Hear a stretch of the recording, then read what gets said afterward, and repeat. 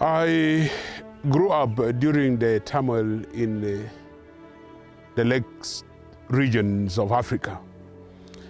During the time of Idi Amin's war, my family was here in Uganda, and we fled the country, moving into South Sudan. So what I just want to say is my life has been a life of exile and a life of being temporary here. It's like what the Bible says. We are not permanent here on earth. We are always on a journey. We are sojourners and we are traveling out of this world. So I've not stayed in a place at least for 2 decades in one location, either in Uganda nor in South Sudan. And that has been part of my story, which geared me towards my salvation. One of the most things that changed my heart to look towards God was when we were in South Sudan. That was way down in 96 and 86. It was a bright day like this very day. We didn't know that we were sieged by the rebels from the Sudan People Liberation Army. They blocked our whole village and covered us off from the rescue which may come from the government. It was a lunchtime. After eating, before we could finish our lunch, we heard a loud voice and we came out, and then there was a heavy gunshot and explosions everywhere. And they were targeting the refugees because by then there were refugees nearby us. And my father was doing mission to the refugees. And then those gunshots came and there was nothing. Many people were killed during that time. So what we did was, my mother had to pick a mattress, big mattress, plus all our clothes, because those were the only valuables which our family had, plus a little bit of money, and put it before me and let me go. Told us, let us just go. If it means for us to die, then let us die. And if we could not die, let the children escape. So we tried to escape through the firing of bullets and all that. We ran, and this was a journey of 98 kilometers. Journey from lunchtime. And it was through the Nile Valley. Then when I got to the valley, still the rebels were following us. But at the end, we got safely to a safer place. But that was a day that I talked to myself, that what is the meaning of life? That the same day I thought, Lord, save me. I prayed it without any witness, but because we have seen our friends dying and all those kind of situations, I just told myself, God, save me. I need you now. God used that to turn my heart to look to Him instead of looking to men and looking to things here on earth. My heart was looking towards God, knowing that things of this world will end, because my friends ended that day. And up to today, still I'm here, because I keep on reminding myself that if others can go, I have a purpose of why I'm here. And that one became the starting point and a turning point to my life, where I started valuing God in all circumstances of my life, and the beginning of our mission, where I started thinking that I needed to preach the gospel and start leading many to Christ and start telling the good news of Jesus Christ. So that has been my mission, and it will be my mission until the day I depart here on earth. That is what my heart has told me to do. From that day up to today, that's my hope. I want to tell a story of Empower One, when God called us into the ministry, and that was some years back, and the need of preaching Christ, the need of reaching the unreached. I went to seminary, and after coming from seminary, even when I was in seminary, sitting in that class was like a waste of time to me.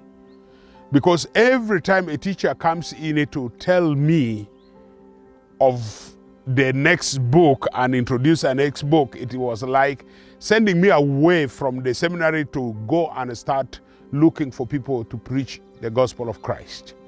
So when we were in the seminary, we were taught about the unreached people with the gospel of Christ. And when I discovered it was just next door, my next door, There are several people who have not received Jesus Christ. So we thought that it is necessary for us to address the problem of the 1040 windows, which the Muslims are coming south, moving south of the Sahara, and we thought it is good because we are strategically located in South Sudan and Sudan, just on the edge of the 1040 windows.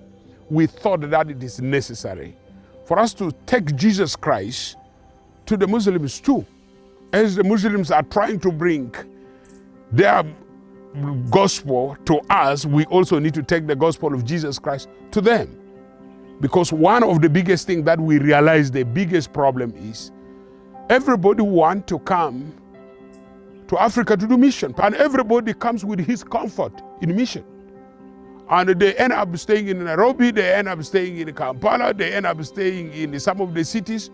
But Sudan and South Sudan is one of the most difficult places, which I used to ask, what is the problem? And we thought that we can become missionaries to our own people, to reach our own people who have not been reached by the gospel, by the help of our friends in the West, to equip us to go to the difficult places which most of them could not go. And that has been the core value of Empower One, to use Africans to go to reach their unreached people. At first, we had a limited vision of only looking at South Sudan and Sudan, but now God has expanded our ministry, not only here in South Sudan, but also in Chad and in one of the countries which I will not mention it here on camera, and we are even in DRC and here in Uganda too. So all these have been intentionally done for the purpose of reaching the unreached people in Africa and telling them about the gospel of Christ. When we start training in needs, the first phase was a little bit difficult, but at the end, everybody saw that it is working. So we got more students. We trained over 500 pastors, and one of even the pastor went and left and went to DRC Congo. And in DRC, he planted 53 churches in Congo, one pastor. And he has now set up his own training center in DRC. And out of that, we are expecting a big explosion out of that one person. Now, in these 500 pastors whom we have trained, the biggest number is here in Uganda and South Sudan. But some of our leaders left. They went back to their homeland. With the book of Romans chapter 10, verse 1, my own desire is that my people need to be saved. So they went back to their homeland in Darfur, and they started underground churches. Few of them doing more than those who we expected could do more than them. But they went back, around 10 of the leaders went back, and they started a movement. Now they have over 200 underground churches in Darfur. And those churches which are going like wildfire in Darfur now, they have also started some work in Chad. They are on a mission to Chad. Now the work in Chad, which we are doing now, has also touched, the guys are talking of moving into Libya. So because of this, we have seen the 500 has multiplied, and there are over 10,000 of believers that has come out of this number. These are baptized believers out of this number. So there is a great work which God has done through needs, and we have seen that the leadership has grown, and the leadership has done so much. And now our vision for all this is that we can replicate needs in Chad, replicate needs in Sudan and in Darfur, in Damazin. We can replicate needs in South Sudan, in 3 locations. We can replicate needs in northern Uganda and DRC. so that at the end of 10 years, they could train, each group could train over 500 leaders.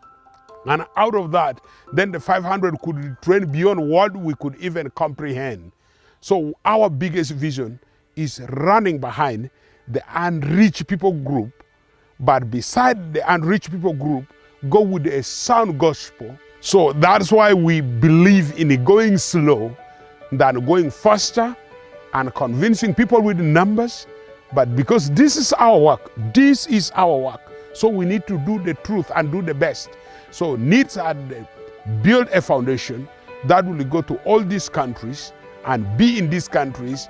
At the end, it will lay foundation for sound teaching, for strong foundation that will be felt in heaven and here on earth. And I know that needs have been here for a purpose. So God has used this small tool that has been put together by unprofessional people like us, we who love the Lord, to get the whole world with the gospel of Jesus Christ. Thank you.